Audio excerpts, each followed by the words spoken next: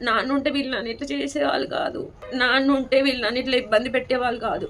నా ప్రెగ్నెన్సీ టైంలో, నా డెలివరీ టైంలో, ఆఫ్టర్ డెలివరీ ప్రతి సిచ్యువేషన్‌కి నేను ఒకటే అనుకుంటా. నాన్నుంటే ఇట్లా జరిగేది కాదు. నాన్నుంటే ఇట్లా జరిగేది కాదు. ఆ 1% దగ్గరే నా లైఫ్ అంతా ఆగిపోయిన ఫీలింగ్ వస్తుంది. నేను కొట్టినా, చంపినా, తన్నినా అడిగే దిక్కు లేదు. నేను ఈ మాట ఎన్ని సార్లు విన్నా. మా నాన్నని చనిపోయిన తర్వాత సమాధి చేస్తారు కదా! మా ఇంటికి దగ్గరలో దాన్ని బాయిగడ్డ అని అంటారు. మా నాన్న ఉంటే నిజంగా నా లైఫ్ ఇట్లా అస్సలు అయ్యేది కాదు. హలో అండి అందరికీ. అందరూ ఎలా ఉన్నారు? నేను చాలా బాగున్నాను. ఈ వీడియో వచ్చేసి ఒక ఎమోషనల్ వీడియో. ఏంటి ఎప్పుడు ఏడుస్తూనే వీడియోలు చేస్తావా అని అనకండి. నాకు ఒక 20 డేస్ నుండి బాగా ఎమోషనల్ అయిపోతున్నా. నేను ఒక సాంగ్ విన్నాను.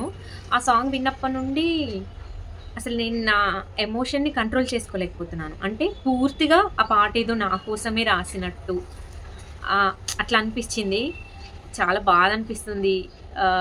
ఎవరితో చెప్పుకోవాలో అర్థం కాలేదు. మా హస్బెండ్‌తో చెప్పుకుంటే ఇంకా ఆయన చెప్పేంత ఛాన్స్ ఇవ్వలేదు. బిజీ. నాకు ఏం చేయాలో అర్థం కాలేదు. అందుకే వీడియో చేస్తున్నాను. వీడియో మా నాన్న గురించి.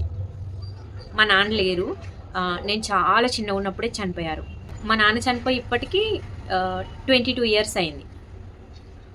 నేను చాలా చిన్నదన్నప్పుడు. నాకు చెవులు కుట్టించిన తర్వాత 2 మంత్స్‌కే మా నాన్న చనిపోయారు. ఇంకా మా నాన్న ఉన్నప్పుడు నాకు జరిగిన ఆఖరి ఫంక్షన్ చెవులు కుట్టించే ఫంక్షను. అయితే అసలు ఈ వీడియో ఎందుకు చేస్తున్నా అంటే, నార్మల్‌గా మనం ఫోక్ సాంగ్స్ వింటాం కదా! ఫోక్ సాంగ్స్‌లో ఒకటొస్తుంది. 'పేరుగల్ల పెద్దిరెడ్డి' అని. నిజంగా చాలా బావుంది. పాట బాగా వైరల్ అయింది. అయితే నేను 20 డేస్ బ్యాక్ ఆ పాట విన్నా. 20 డేస్ బ్యాక్ విన్నా. నార్మల్‌గా రీల్స్‌లో చూసాను నేను ఆ పాట. అంటే అంతగా పాట పూర్తిగా చూడలేదు, వినలేదు. ఓన్లీ రీల్స్‌లో జస్ట్ ఒక చరణం అట్లా విన్నాను. పల్లవి ఒక చరణం అట్లా విన్నాను. బావుంది పాట నాన్న గురించి అనుకున్నాను. నేను ఒక 20 డేస్ బ్యాక్ పాట పూర్తిగా విన్నా. విన్న తర్వాత లాస్ట్‌లో అది ఉంటది కదా పాట. నేను లేని ఇంటిలో మా నాయన కునికే రాక కంటిలో అని. ఆ ఒక్కటి నన్ను బాగా ఎమోషనల్ చేసేస్తుంది. అంటే పాట మొత్తం కనెక్ట్ అయింది. బట్ ఆ ఒక్కటి అంటే మా నాన్న లేరు కదా! సేమ్ అట్లనే అంటే మార్నింగ్ లేస్తా కదా! లేవంగానే నేను అంతకుముందు ఏదో ధ్యాసలో లేచేదాన్ని. ఇప్పుడు ఒక 15 డేస్ నుండి అదే నా నోట్లోకొస్తుంది. మార్నింగ్ లేవగానే నేను మార్నింగ్ 5కి లేచినా, 4కి లేచినా, 6కి లేచినా అది ఏ టైంలోనా నాకు మైండ్‌లో అట్లా ఉండిపోతుంది. పడుకునేటప్పుడు కూడా నోట్లోకొస్తుంది ఆ పాట. ఆ పాట మొత్తం మా నాన్న గురించే రాసినట్టుంది. బాగా గుర్తొస్తున్నాడు మా నాన్న.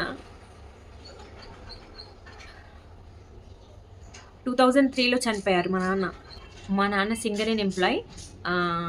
ఆయన ఒక పేద విలేజ్ ఫ్యామిలీ నుండొచ్చారు. ఆయన ఒక సింగరేణి ఎంప్లాయ్. ఆయన ఓన్‌గా సంపాదించుకొని అంటే రన్నింగ్‌లో అంటే వాళ్ళకి గేమ్స్ పెడతారు కదా! వాళ్ళకి అప్పుడు మా నాన్న జాబ్‌లో జాయిన్ అయినప్పుడు రన్నింగ్ ఉండే. సో, ఇప్పుడు మనకి పోలీస్ సెలక్షన్స్‌కి ఎట్లా అయితే రన్నింగ్ అవన్నీ ఉంటాయో, మా నాన్న వాళ్ళకి కూడా అట్లనే ఉండేనంట. అంత కష్టపడి జాబ్ సాధించుకుని 15 ఇయర్స్ చేశారనుకుంటా. 10, 15 ఇయర్స్ చేశారు. 2003లో చనిపోయారు. మా నాన్న చనిపోయినప్పుడు నేను చాలా చిన్నదాన్ని. నాకు ఉంది అంటే అయ్యో! నాన్న చనిపోయాడు అని బాధ ఉంది. కానీ నాన్న లేకపోతే లైఫ్ ఎట్లా ఉంటది? అంత ఉండదు కదా! అప్పుడు. నార్మల్‌గా ఉండే బాధ. ఏడ్చేదాన్ని అప్పుడప్పుడు నాకు నేనే. అయితే ఇంకా పెద్దగా అయితుంటే టీనేజ్‌లోకొస్తుంటే ఒక కాన్ఫిడెన్స్ ఉండే. అమ్మ నాన్న చనిపోయిన తర్వాత చాలా కష్టపడి పొలం పనులకెళ్ళి, కూలి పనికెళ్ళి, మమ్మల్ని ఫీజులు కట్టి చదివించి, ఇంత కష్టపడుతుంది. మనం నాన్న గురించి బాధపడి, నాన్న లేకపోతే ఏదో మిస్ అయిపోతున్నాం అని ఆ ఫీలింగ్ మనం ఎక్స్‌ప్రెస్ చేస్తే అమ్మ ఇంకా బాధపడతది. నేనింత చేసినా కూడా వీళ్ళకి నాన్న లేని లోటు తీర్చలేకపోతున్నా అని బాధపడతదని నేనెప్పుడు ఆ ఫీలింగ్ పైకి చెప్పలేదు. తర్వాత ఇంకా రోజులు గడుస్తున్న కొద్దీ ఇంకా అమ్మ కోసమే కాంప్రమైజ్ అవ్వాల్సొచ్చింది ప్రతిసారి. అంటే బాధని బయటికి చెప్పుకొని అంత ఉండేది కాదు. తర్వాత కొంచెం పెద్దగా అయితుంటే ఓకే. నాన్న లేకపోయినా అమ్మ ఇంత బాగా చూసుకుంటుంది కదా! మనం గూడా మంచిగా ఏదో ఒకటి లైఫ్‌లో సాధించాలి అని ఉంటుండే. ఇంకా కొంచెం పెద్దగా అయితుంటే రెస్పాన్సిబిలిటీస్ అవన్నీ మీదకొస్తుంటే నాన్నుంటే ఇవన్నీ చూసుకునేవారు కదా! అనిపిచ్చింది. అప్పుడు కూడా నేను ఎక్కువ బాధపడలేదు. ఎట్లా అంటే ఎందుకంటే బాధ ఉంటుంది అప్పుడప్పుడు ఏడవడం. అంటే నాకు నేను అంతగా నాన్న గురించి వేరే వాళ్ళకి చెప్పుకొని ఎప్పుడు ఏడవలేదు. అయితే ఇంకా ఆ తర్వాత ఇంటర్‌లో నేను మెరిట్ స్కాలర్‌షిప్‌కి సెలెక్ట్ అయ్యాను.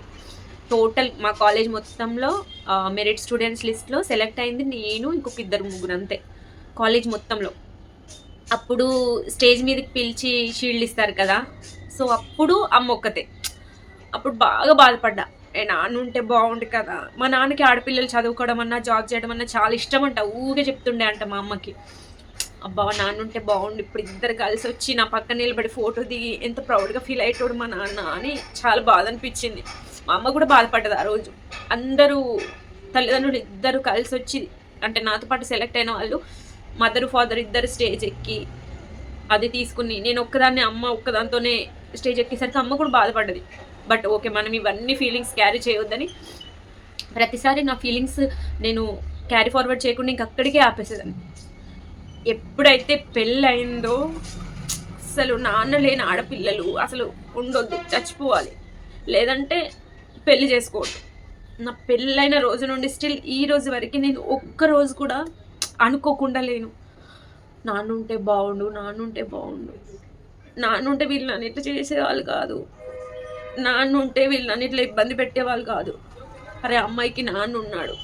ఆ అమ్మాయిని ఏమన్నా అంటే ఊరుకోడు అన్న భయం వాళ్ళకుండేది. నా ప్రెగ్నెన్సీ టైంలో, నా డెలివరీ టైంలో, ఆఫ్టర్ డెలివరీ ఇద్దరి పిల్లలు పుట్టి ఇంత అయ్యి ఇప్పుడు స్టిల్ ఈరోజు కూడా ప్రతి సిచ్యువేషన్‌కి నేను ఒకటే అనుకుంటా. నాన్నుంటే ఇట్లా జరిగేది కాదు. నాన్నుంటే ఇట్లా జరిగేది కాదు. అమ్మ చేయాల్సిందంతా తన 100% బెస్ట్ ఇస్తుంది. బట్ ఏదైతే ఒక 1% పోతుందో ఆ 1% దగ్గరే నా లైఫ్ అంతా ఆగిపోయిన ఫీలింగ్ వస్తుంది. వీళ్ళకి కూడా ఎట్లా ఉంటదంటే కొంతమంది అబ్బాయి ఫ్యామిలీస్‌కి ఓహ్! వీళ్ళకి నాన్న లేడు. ఏం చేసినా నడుస్తది. ఈ అమ్మాయికి ఏమన్నా అన్నదమ్ములా? నిన్ను కొట్టినా, చంపినా, తన్నినా అడిగే దిక్కు లేదు. నేను ఈ మాట ఎన్ని సార్లు విన్నా. నిన్ను చంపినా నీకు అడిగే దిక్కు లేదని ఎన్ని సార్లు అన్నారు నన్ను. కానీ అవన్నీ పాత రోజులు. ఇప్పుడు బానే ఉంటున్నాం కదా! అవన్నీ ఎందుకు కానీ ఒకటైతే నిజం. నాన్నుంటే నా లైఫ్‌లో ఇవన్నీ జరిగేవి కాదు అన్న బాధ మాత్రం ఎప్పటికీ ఉంది.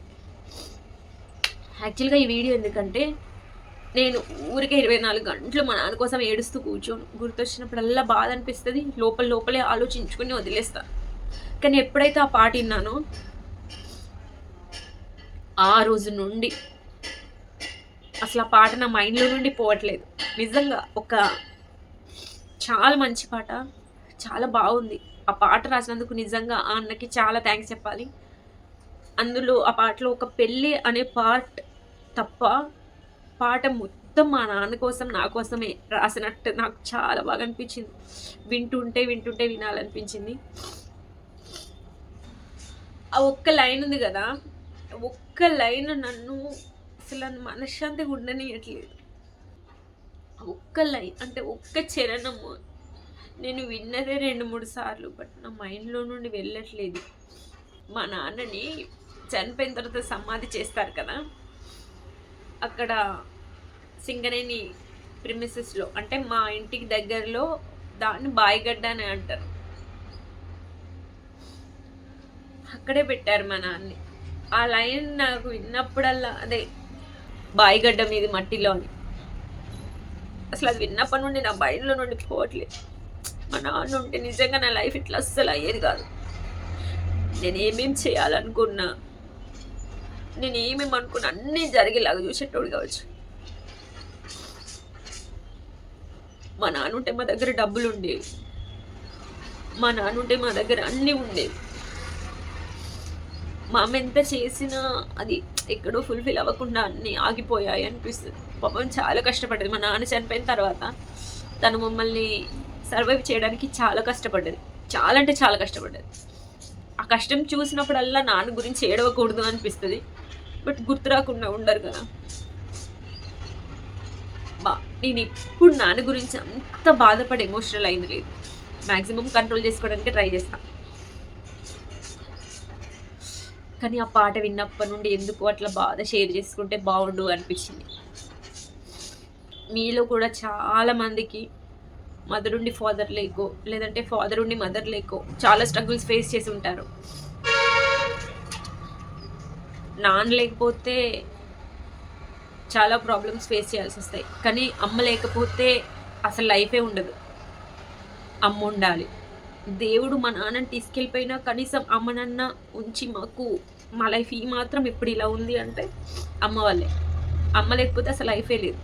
ఎవరన్నా మా నాన్న లేరు, మా నాన్న చనిపోయారు అని చెప్తే నేను అయ్యో పాపం అనుకుంటా. కానీ అమ్మ లేదని చెప్తే నేను అస్సలు తట్టుకోలేను. ఎందుకంటే ఇప్పుడు నేను ఇమాజిన్ చేసుకుంటా, నాన్న చనిపోయినప్పటి నుండి జరిగినవన్నీ గుర్తు తెచ్చుకుంటే, ఒక్కవేళ ఈ ప్లేస్లో అమ్మ లేకపోతే, అమ్మ మమ్మల్ని పట్టించుకోకపోతే, అసలు మాకు అమ్మ ఉంది, అమ్మ లేని వాళ్ళ పరిస్థితి ఏంటి, నాకు వచ్చిన సిచ్యువేషన్ ఒకవేళ అమ్మ లేని వాళ్ళకి వస్తే ఏంటి, ప్రతిసారి ఆలోచించుకునేదాన్ని. అప్పుడు అనిపించేది దేవుడు లైఫ్లో ఏదో తీసుకెళ్ళిపోయాడని మనం బాధపడతాం, కానీ మనకి ఒకటి ఉంచి ఒకటి తీసుకెళ్తాడు. మనం ఆ ఉన్నదాన్ని పట్టించుకోకుండా వెళ్ళిపోయిన దానికోసం ఏడుస్తూ ఉంటాం. అందుకే మీ లైఫ్లో ఏముందో దాని గురించి ఆలోచించండి, దాని గురించి పట్టించుకోండి, దాన్ని కేర్ చేయండి. ఉన్నదాన్ని కేర్ చేయకుండా వెళ్ళిపోయిన దానికోసం బాధపడుతూ ఉంటే ఉన్నది కూడా ఏదో ఒక రోజు పోగొట్టుకోవాల్సి వస్తుంది. అందుకే మీ లైఫ్లో ఏముంది దాని గురించి కాన్సన్ట్రేట్ చేయండి, ఏం సాధించాలో దాని గురించి కాన్సన్ట్రేట్ చేయండి. టాపిక్ ఎక్కడికే వెళ్తుంది కదా. ఓకే, మా నాన్న అంటే నాకు చాలా ఇష్టం, కానీ ఎక్కువ ఎవరికి ఎక్స్ప్రెస్ చేయను. ఎవరన్నా మా నాన్న టాపిక్ తీసినా అది అక్కడికి రూడ్గా మాట్లాడేసి అక్కడికి కట్ చేస్తా. బట్ నేను అంత పర్టికులర్గా ఎవరికి ఎక్స్ప్రెస్ చేయను, నాకు చెప్పబుద్ధి కూడా కాదు. ఇప్పుడు కూడా ఈ వీడియోలో కూడా ఎట్లా చెప్తున్నా అంటే ఇంకా నా ముందు ఎవరు లేరు కదా, నాకు నేనే చెప్పుకుంటున్నా అన్న ఫీలింగ్లో చెప్తున్నాను. కానీ అదే ఇక్కడ ఒక పర్సన్ ఉంటే నేను ఈ ఎమోషన్ని చెప్పలేను, అది ఇంక అక్కడికే నేను ఆపేయాల్సి వస్తుంది. మీకు విషయం తెలుసా, మా నాన్నని ఇప్పటి వరకు ఒక్కరు కూడా, నిజంగా ప్రామిసెస్ చెప్తున్నా, ఒక్కరు కూడా ఇతను మంచివాడు కాదు అని అనలేదు. ప్రతి ఒక్కరు మెచ్చుకుంటారు మా నాన్నని. నిజంగా మా నాన్న ఎంత మంచోడా, ఎంత మంచోడిని, అసలు దేవుడు ఎందుకు ఇట్లా తొందరగా తీసుకెళ్ళిపోయిండు అని బాధ అనిపిస్తుంది. మా అమ్మ మా నాన్న ఇద్దరు కలిసి మార్కెట్కి వెళ్తున్నా, షాపింగ్కి వెళ్తున్నా, ఇంకెక్కడికైనా బయటకు ఊరికి వెళ్తున్నా, వాళ్ళిద్దరిని చూసి ఇట్లా దిష్టి పెట్టే అంత బాగుండే వాళ్ళంట వాళ్ళ జోడి. సడన్గా మా నాన్న చనిపోయేసరికి మా అమ్మ ఒంటరిది అయిపోయింది. నాన్న గురించి చెప్పడానికి చాలా ఉన్నాయి, చాలా అంటే చాలా ఉన్నాయి. ఈ ఒక్క వీడియో సరిపోదు మా నాన్న గురించి చెప్పడానికి. మా నాన్నే కాదు, ప్రతి ఒక్కరి నాన్న అంతే. వాళ్ళు చాలా కష్టపడి మనల్ని మంచి పొజిషన్లో ఉండాలని చూస్తారు. కానీ మనలో చాలామంది ఏంటంటే అసలు పేరెంట్స్కి వాల్యూ ఇవ్వం. అప్పటి ఎమోషన్స్ని క్యారీ చేయడానికి వాళ్ళని ఇబ్బంది పెడతాం, బాధ పెడతాం. ఈవెన్ నేను కూడా కొన్నిసార్లు మా అమ్మని ఇబ్బంది పెట్టి మా అమ్మ మాట వినని సందర్భాలు ఉన్నాయి. కానీ అది ఎంతవరకు క్యారీ ఫార్వర్డ్ చేస్తున్నాం అనేది ఇంపార్టెంట్. పేరెంట్స్ని మంచిగా చూసుకోండి, వాళ్ళని అర్థం చేసుకోండి. వాళ్ళకి ఏజ్ వస్తుంటే వాళ్ళు మాట్లాడిందే మాట్లాడతారు, అది మనకు చాదస్తం లాగా, ఇరిటేషన్ లాగా అనిపిస్తుంది. అలా కాదు, మనం ఎంత ఇరిటేట్ చేసినా, ఎంత ఇబ్బంది పెట్టినా, మనం చిన్నగా ఉన్నప్పుడు వాళ్ళు మనల్ని ఎంత చక్కగా చూసుకున్నారో మనం కూడా వాళ్ళని అంతే చక్కగా చూసుకోవాలి. అది ఎవ్రీ సింగిల్ చరణం మా నాన్న కోసమే రాసినట్టు అనిపించింది. నిజంగా నాకు చాలా కనెక్ట్ అయిపోయింది పాట. ఆ పాట విన్నప్పటి నుండి బాగా బాధగా ఉంది. మార్నింగ్ లేవగానే ఆ పాటే మైండ్లోకి రావడం, అసలు మా నాన్న గుర్తొస్తే మార్నింగ్ అసలు ఏమి చేయాలనిపించట్లేదు, చాలా బాధ అనిపిస్తుంది. బట్ ఎంత బాధపడ్డా ఏం చేసినా తీసుకురాలేము అని తెలిసి కూడా బాధపడతాం చూడండి, అదే ప్రేమ, అదే బ్లడ్ రిలేషన్షిప్. మా నాన్న చాలా కష్టపడి పైకి వచ్చారు, చాలా అంటే చాలా. ఆయనకు ఒక్క సింగిల్ 1 రూపీ కూడా హెల్ప్ చేసిన వాళ్ళు లేరు. ఇంకా ఆయన కష్టపడి సంపాదించుకున్నది తిని ఆయన ఏమి పెట్టలేదని రిటర్న్లో ఆయననే అన్న జనాలు ఉన్నారు. కానీ మా నాన్న ఒక్క రూపాయి కూడా తినలేదు. నాన్నలకి పెద్దగా ఎలివేషన్ ఉండదు, కానీ బ్యాక్గ్రౌండ్లో వాళ్ళు చాలా కష్టపడతారు, చాలా అంటే చాలా కష్టపడతారు. మేము పుట్టినప్పటి నుంచి నేను చాలా చిన్నదాన్ని, బట్ నాకు గుర్తున్నంతవరకు ప్రతి పండగకి 2 జతలు, మేము 5 ఆడపిల్లలం, 5గురం ఆడపిల్లలం. ప్రతి పండగకి 5గురికి 2 జతలు అంటే 10 డ్రెస్సులు కొనేవాళ్ళు. మాకు పట్టీలు, మేము వేసుకోవడానికి మ్యాచింగ్ గాజులు అన్నీ మా అమ్మతో కొనిపించేవాళ్ళు. మేము 5గురం ఆడపిల్లలం, వీళ్ళు నాకు 5గురు ఆడపిల్లలని మా నాన్న ఏ రోజు బాధపడలేదు.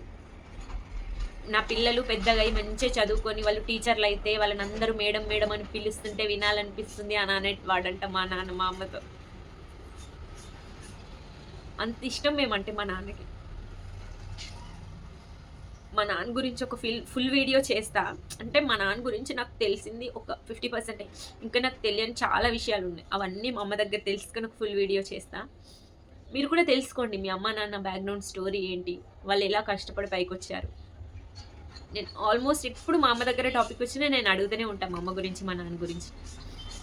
మీలో ఎవరైనా నాన్న లేని వాళ్ళు ఉంటే, ముఖ్యంగా ఆడపిల్లలు, బాధపడకండి, స్ట్రాంగ్గా ఉండండి. ఎక్కడ ఉన్నా మన నాన్న మనల్ని పైనుంచి చూస్తూ ప్రౌడ్గా ఫీల్ అయ్యేలాగా మంచి పొజిషన్లో ఉండాలి. నేనే కాదు, మనందరం, ఆడపిల్లలందరం మన లైఫ్లో మనం ఏది సాధించాలనుకుంటున్నామో మన నాన్న లేక ఆగిపోతుంది అనే సిచ్యువేషన్ వచ్చినప్పుడు అది ఎలా సాధించుకోవాలో ఆలోచించుకోండి.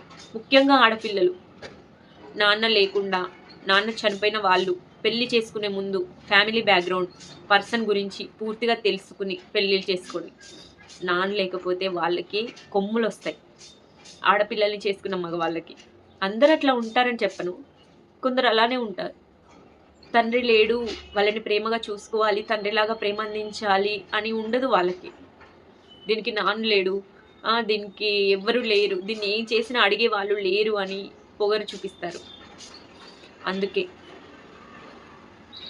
మన లైఫ్లో మనం ఏం చేస్తున్నాము, అది మన లైఫ్కి ఎఫెక్ట్ ఎలా పడుతుంది అనేది ఆలోచించుకోండి. ఈ వీడియో మీకు నచ్చితే సబ్స్క్రైబ్ చేసుకోండి అండ్ నాన్న మీద మీ ఎమోషన్ని కామెంట్ చేయండి. Thank you.